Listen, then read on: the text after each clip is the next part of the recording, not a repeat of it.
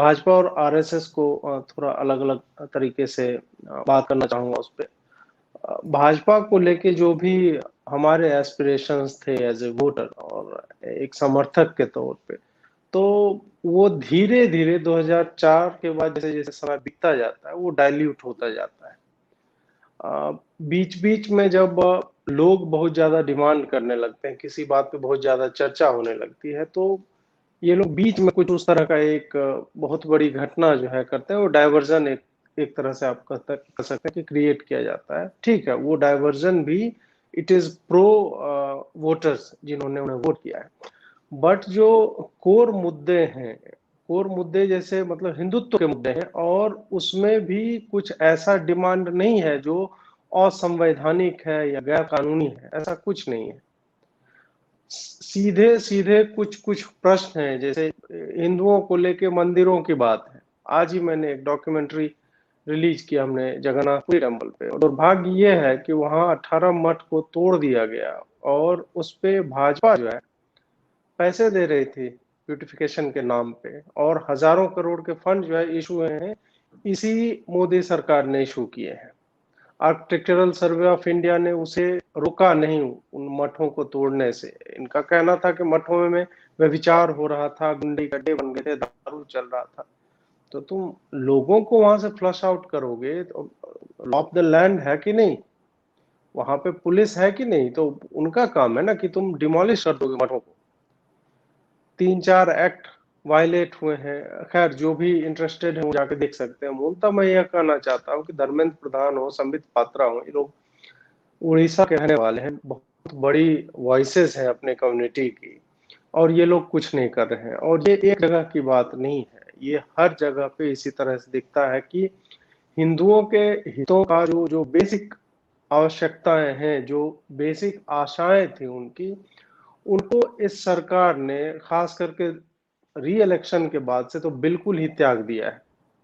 इनको यह विश्वास हो गया है कि ये वोट बैंक जो है हिंदुओं का वो कहीं नहीं जाने वाला, इसलिए हमें 2 4 5 जो ही दूसरे वोट बैंक से मिले तो हम उनको अपने तरफ मिलाने की कोशिश करें। और इसी अब मुझे नहीं लगता है कि ये लोग इतने मतलब मेरी पॉलिटिकल अंडरस्टैंडिंग जितनी है उससे तो लाख गुना ज्यादा ही होगी अमित शाह या मोदी जी की। तो वो कहते भी है ना कि तुम 2 टके के यूट्यूबर हो, तुम क्या जानो मतलब पॉलिटिक्स के बारे में।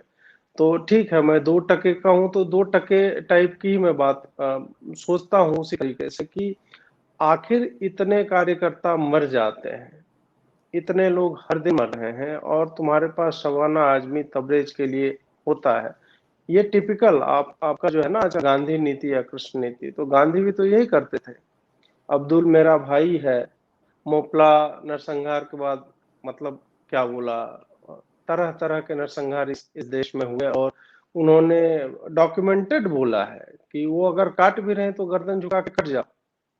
ये सारी चीजें उनकी किताबों में, उनका जो गांधी का जो दर्शन है, गांधी का फिलॉसफी मतलब एक स्कूल है, स्कूल ऑफ थॉट गांधी दर्शन है, वो पढ़ाया जाता है लोगों को। तो क्या इस तरीके से और गांधी को जो जितना आइकॉनिफिकेशन गांधी का कांग्रेस ने किया था उससे ज्यादा भाजपा वाले कर रहे हैं और भाजपा वालों ने इस आइकॉनिफिकेशन के चक्कर में ऐसी ऐसी चीजें मतलब गांधी को ग्लोरीफाई करने के लिए मतलब कर दी हैं या अपने आप पे वो रेप्लिकेट करने लगे हैं कि जैसे मतलब एक इंटरनेशनल एक्सेप्टेंस उनका बने कि देखो देखो ये तो उन पे ध्यान दे रहा है, हम तो इसे बिना काम का 2002 के बारे में कहते।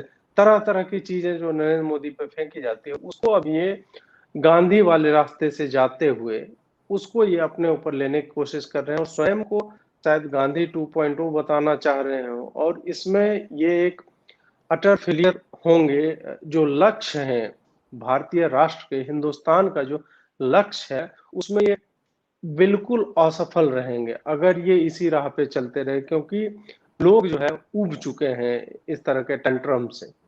लोगों ने देख लिया है कि आप मूल मुद्दों पर किस तरह से पीछे हट जाते हैं। और जहां तक संघ की बात है, संघ के जितने लोगों से मिलता हूं मतलब बड़े बड़े जो पदाधिकारी हैं वो निराश करते हैं, वो एक अलग दुनिया में जी रहे हैं। हम उनको बोलते हैं कि इंस्टाग्राम पे जो है पूरा यंग लोग हैं वहां पे, हमें उन्हें टारगेट करना चाहिए या कॉलेज लेवल से टारगेट करना चाहिए।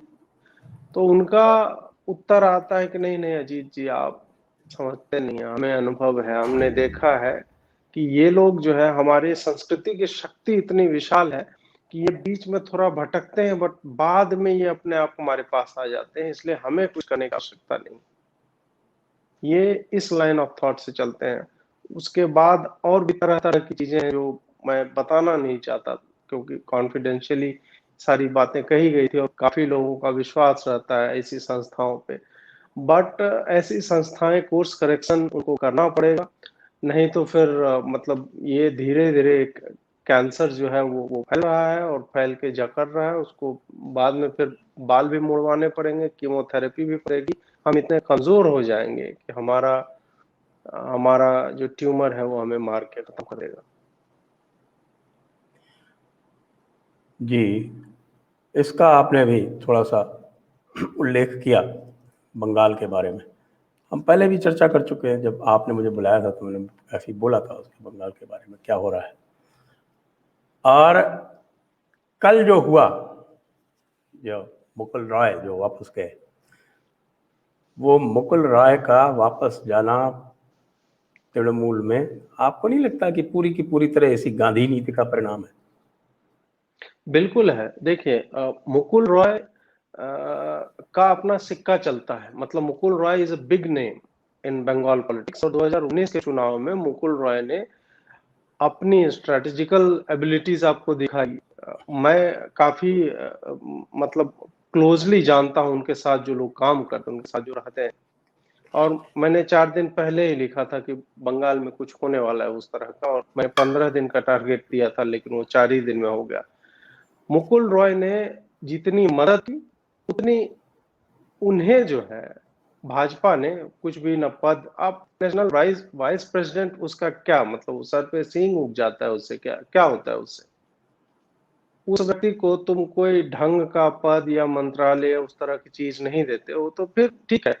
जिसने एक बार अपनी पार्टी छोड़ दी है उसके लिए दोबारा पार्टी छोड़ना, मतलब ऐसे लोग तो आने जाने वाले ही होते हैं, आप कंटेन कैसे करोगे? अब ज्योतिरादित्य सिंधिया आ गए या फिर जितन प्रसाद आ गए, तो आप उनको कंटेन कैसे करोगे? उनको कुछ दोगे ना जो वहां पे उन्हें नहीं मिल रहा था जो पिछली पार्टी में थे।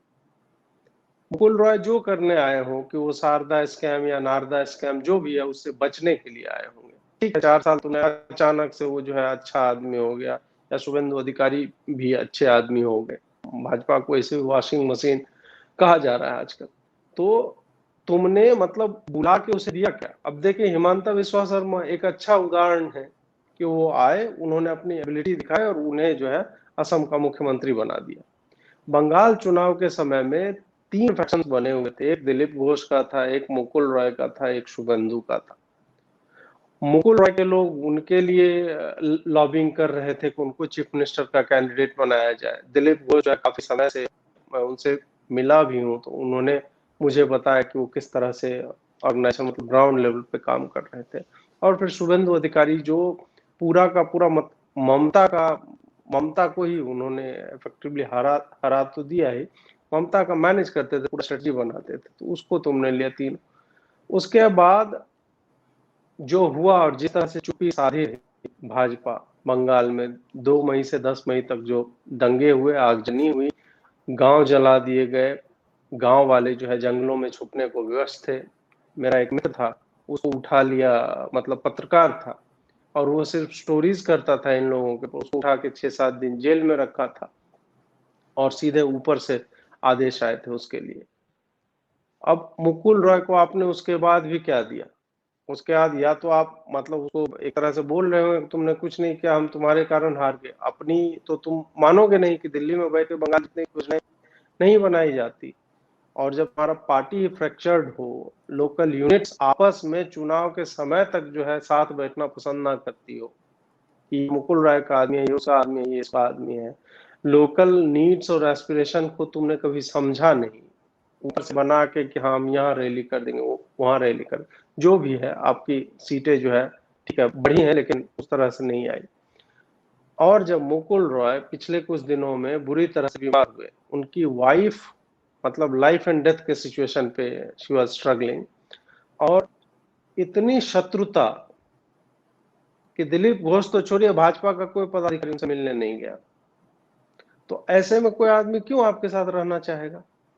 आपने क्या दिया उसको? वहीं पे ममता, ठीक है, अब लोग कहेंगे कि नहीं बैक चैनल से टॉक्स चल रहे थे और उसको मिलाना था इसलिए उसने किया। तो भाई तुम भी वही कर लेते, तुम रखने के लिए कर लेते, तुमने तो ऐसा नहीं किया। ममता ने अपने भतीजे को भेजा, उसने उसको बेस्ट पॉसिबल मेडिकल केयर जो है उनकी वाइफ को दिया। तो वो बच्चा जिसकी माँ बीमार है और जिसके फादर जो है वो मतलब बीमार थे, मुकुल रॉय भी बीमार थे, वो क्या करेगा? वो देखेगा कि जो मेरी मदद कर रहा है और देख रहा है कि होप नहीं है बंगाल में भाजपा का कोई, तो क्या करेगा? उसको अपना बिजनेस भी तो चलाने है ना। तो वो क्या करेगा? वो जाएगा वापस, क्योंकि तुमने उसको रखने के लिए कुछ भी नहीं किया। तो ये होना था और ये शायद होता रहेगा, अभी ये भाजपा में होता रहेगा, क्योंकि आप पार्टी विद ए डिफरेंस भी कहेंगे और फिर पार्टी में मतलब पोलराइजेशन इतना हो जाएगा कि एक या दो आदमी ही हर एक राज्य का स्ट्रेटजी बनाएगा, सब कुछ वही तय करेगा। कुछ मामलों में काम कर सकता है बट हर एक मामलों में ये काम नहीं करेगा। इसलिए भाजपा का जो फुटप्रिंट था, जितने स्टेट्स में ये डायरेक्ट रूल में थे या फिर कोलिशन में थे, अब वो सिमटता जा रहा है। और लेफ्ट वाले या ये जो पूरा इकोसिस्टम है वो उसको भुना रहा है। जितने फॉल्ट लाइंस हैं तुम्हारे बीच में हिंदुओं के समाज में, चाहे जाति की हो, आइडेंटिटी की हो, क्षेत्र की हो, नेताओं के अपने गुटों की हो, सबको एक्सप्लॉइट किया जा रहा है और तुम सत्ता में होके भी उसको कंटेन करने में असमर्थ।